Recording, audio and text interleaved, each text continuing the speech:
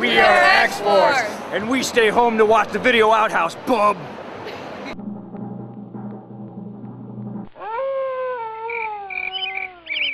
That is such a lie!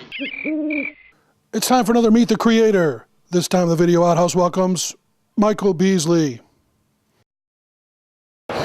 Hey folks, how you doing? Comic Book Man here. Welcome to my Video Outhouse. It's time once again for another Meet the Creator, and today we're meeting Michael Beasley, creator of The Grimm. Michael Beasley, creator of The Grimm. Michael's a Southside boy. He lives in Garfield Ridge. Formerly Bridgeport, formerly Ashburn. He's been all over the South Side. He's also been a regular at Alternate Reality on and off for the last couple of years. He worked on a book called General Jack Cosmo, which was a huge hit. What was it, 4 years ago, 3 years ago? Yeah, it's 3,000 copies through Diamond, distributed in the United States and the UK. For an indie book, that doesn't sound like a lot. For an indie book, that's a lot. That's a lot, and they sold out. They sold out because the book was so popular. Mike was one of the people who worked on it. Mike has his own stuff that he does, including... I write and do the art for The Grimm. I'm doing this work traditionally for you. Russian space monkeys. Russian space monkey? Now, what's a Russian space monkey?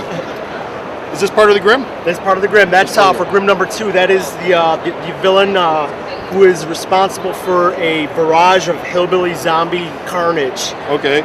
So what is The Grimm about? The people have never picked up the book before. Picture Eddie Munster if Eddie Munster was raised by Naval Special Operations, Navy SEALs. Really? Really? So he's a real butt kicker? It's the whole kid video game generation that's actually, think of the young men that are in the military today. They're done kicking ass, they go back to the barracks, sit on their ass, play video games, and that's basically kind of the shtick that's going on in here. It's a bit slapstick, horror, military. Yeah. So, but now, where'd you come up with the idea for this? I mean, obviously watching too much of the Munsters. I love genre mashes, man. Anything that smashes different genres into each other. So this is horror, comedy. This is part Three Stooges, part Apocalypse Now, part A Nightmare Before Christmas. Yeah. I'm doing my research as a writer, so I'm not, making shit up off the top of my head. And well, tell me something. What's the difference between drawing and writing for you? I mean, which do you find more pleasure in? Which is more rewarding? Actually, it's all the concepts. All the concept stuff comes when I'm in the shower, and sometimes I'll have when you're lathering up. Yeah, when I come blinded with soap and have to oh, that was really awesome. So I have to come out and write something down, and then it progresses from there. I'll get a synopsis going, and from the synopsis, things get fleshed out, and then I'll write a full blown script, dialogue, and everything, just so I'm not just vomiting things out of my head and everything all over the place. So the more organized, the better. So okay. And the artistic side can get frustrating at times. I mean, all artists are their own worst critics, but hopefully this is my first shot out of the gate, and hopefully this will take off for me. So well, you've obviously never heard of writer's block, which writers get all the time. That'll happen. There's artist block, but there's also writer's block. I'll get both. So for your art, who are your influences? What artists have molded your style so far? Bernie Wrightson is a huge influence. I see that in a lot of your work. Bill Watterson from Calvin and the Hobbes.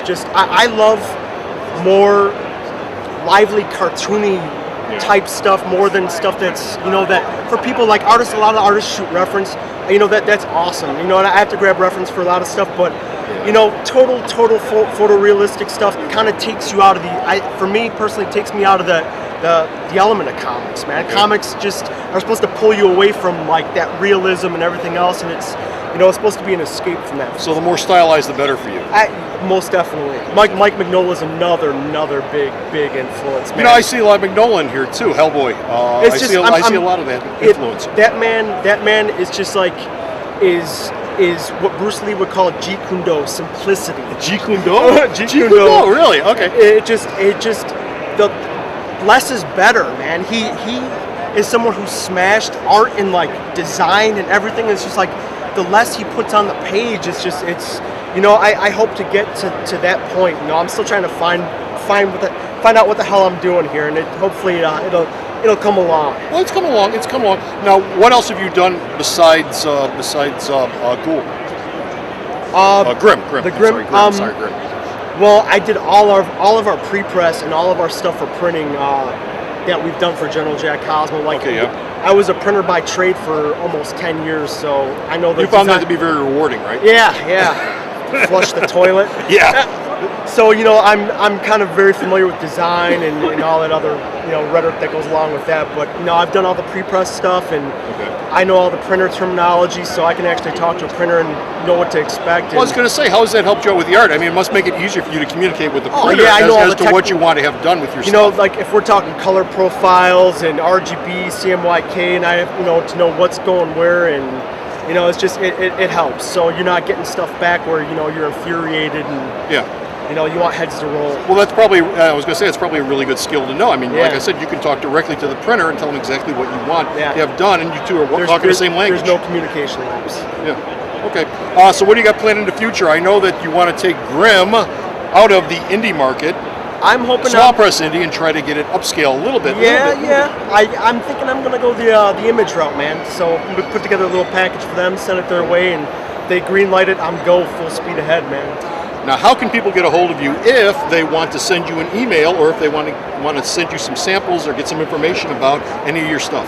grimmspeckler@gmail.com. GRIMM Speckler SPECWAR.com, and that's grimmspeckler@gmail.com. grimmspeckler.com. I have the URL, but it's under construction, so it's coming soon. Coming soon. Coming soon. By the time you see this, it could be up. could be. Could be up. If I get off my lazy ass. Okay, so Mike, thank you very much. Thank you, sir. No problem, thank you. This is Comic Book Man. Be sure to stop off at the store's website where you can see other Meet the Creators that we've done and also find out more information about Mike. Until next time, bye!